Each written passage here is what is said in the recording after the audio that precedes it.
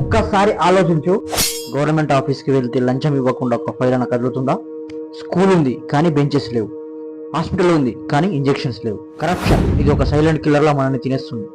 2024లో జరిగిన corruption perception index rank లో 180 దేశాల్లో మన భారత్ 93వ rank. Aadhaar card, driving licence, PAN card, hospitals అంటూ కొన్ని లక్షల్లో లంచాలు వసూలవుతుంది. ఇదే కాకుండా 2G స్కామ్ 1,76 కోట్లు, కోల్డ్ స్కామ్ 1,86 కోట్లు, కామన్వెల్త్ గేమ్స్ స్కామ్ 70,000 కోట్లు, నవరవ్ మోడీ, విజయ్ మాల్యా లాంటి వారు కొన్ని వందల కోట్లు.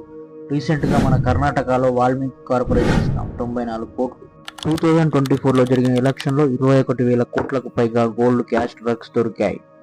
2005 నుండి ఇప్పటి వరకు 90కి పైగా ఆర్టీఐ యాక్టివిస్టులు మర్డర్ చేయబడ్డారు. అలాగే 4,000 గవర్నమెంట్ అఫీషియల్స్ పై కేసులు నమోదయ్యాయి.